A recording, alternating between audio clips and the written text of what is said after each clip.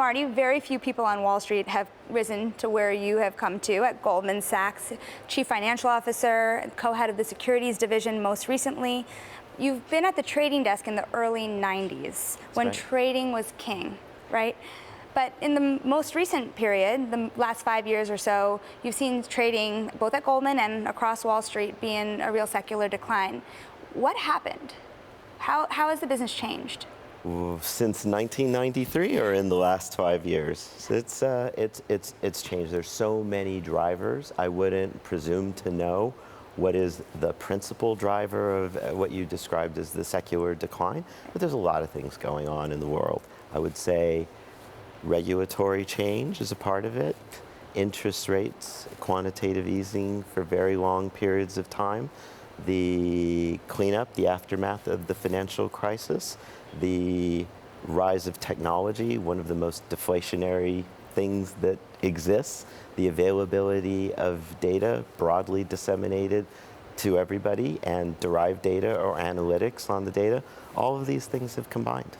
So with that said, trading is still more than a third of the revenue at Goldman Sachs. It is. And so what do you think Goldman becomes moving forward? Will it continue to be such a big driver, or how are they going to pivot into something else? So trading, in my prediction, and who knows about the future, in my prediction, trading will remain a core business and a big business and a major substantive business at Goldman Sachs for the long term. It's in our DNA.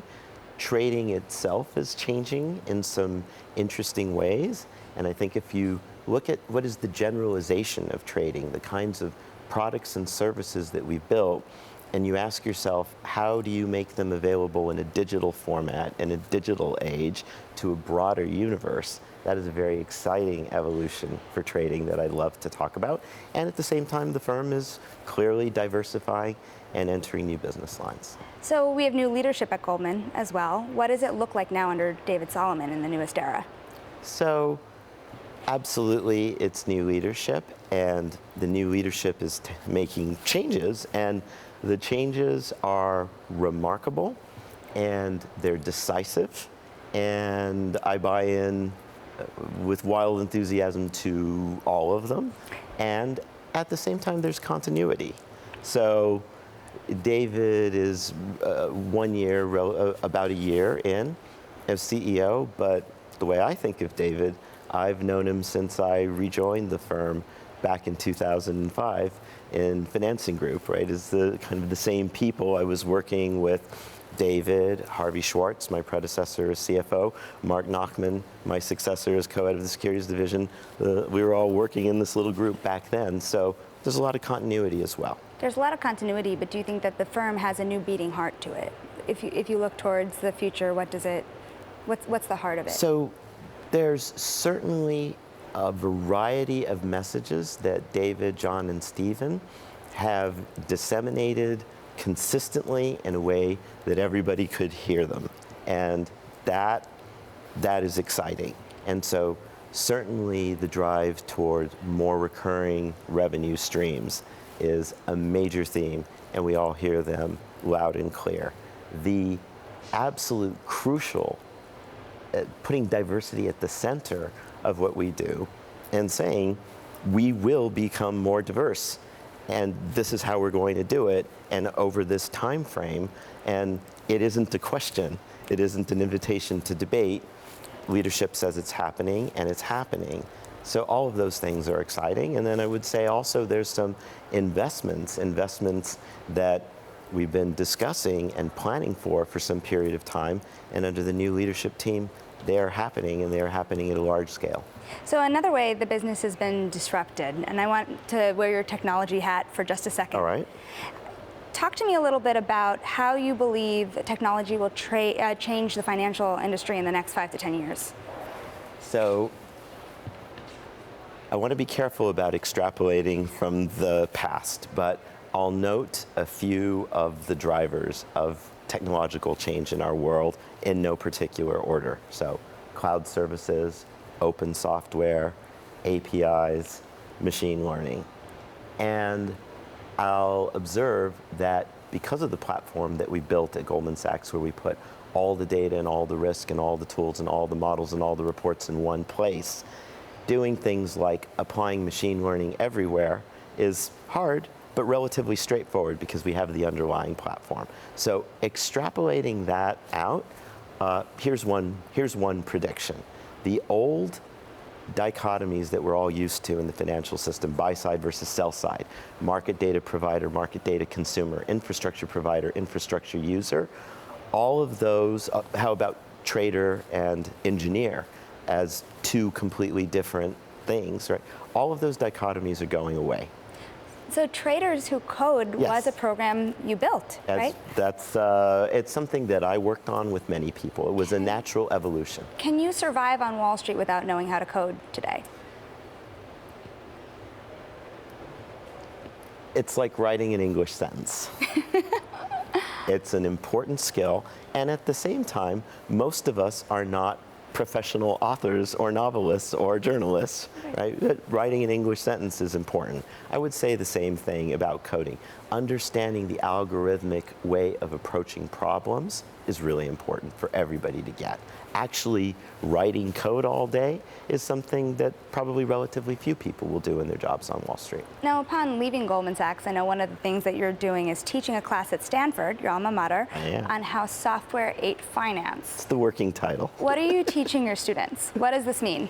So, if I look back at my 25-year adventure, 26-year adventure on Wall Street, the short description of it is making money, capital, and risk programmable.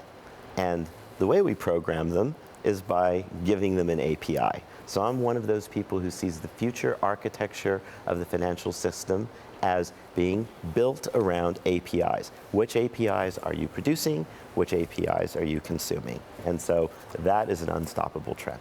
You said money being programmable. Money is programmable. Are you alluding to crypto? So crypto is certainly the place where we all go, digital assets, and it is a kind of programmable money, but actually completely away from crypto. There's a number of companies that have been working on making money programmable. One of the extremely successful Silicon Valley companies, Stripe, this is what they do. They published a bunch of APIs. They really didn't even need much marketing or sales force. The developers just saw these APIs and said, wow, I can get all my payments to happen just by calling these APIs. Well, that's programmable payments. We've been doing the same thing at Goldman Sachs, more broadly defined, not just money, but assets, liabilities, capital, and risk more generally. So we talked about payments going electronic, and we talked about trading going electronic. Yes. We use this example all the time about a trading desk at Goldman going from 500 people to 3, right? Tell me, what do you think the role of a human is on a trading desk these days? If you're coming into a bank, what are the biggest skills that you could have?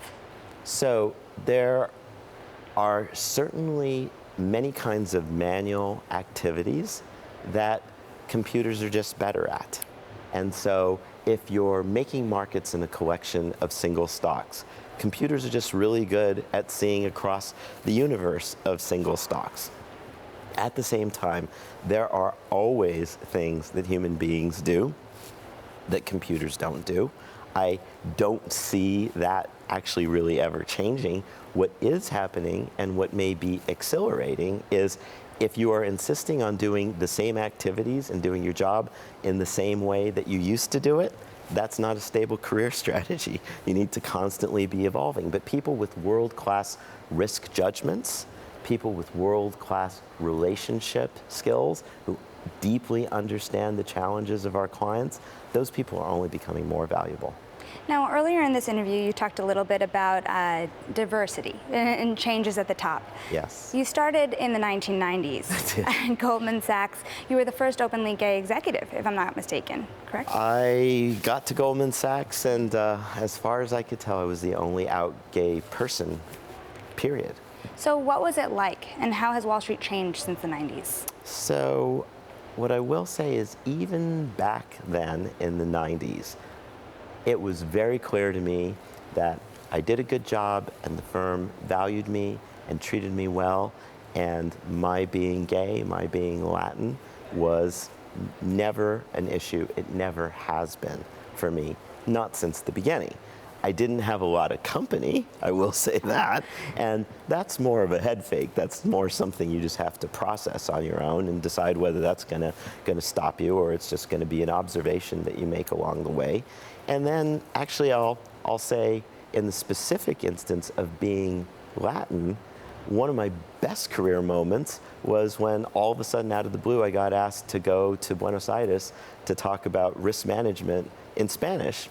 And so it's something my mom always said when I was a kid, use your Spanish, perfect your Spanish, it'll be great for your career. I rolled my eyes. I thought, what do you know about my career? And once again, Mom was right. You take a lot of advice from your mother. I do. Well, she got me out of just being a quant and then out into the world and actually working with clients because I spoke Spanish. Well, one of the other things I had read about you is that your mother had once told you have to work twice as hard to be half as successful, right? That was one of the speeches. Do you believe that that's still the case on Wall Street? I think it's still excellent, excellent advice.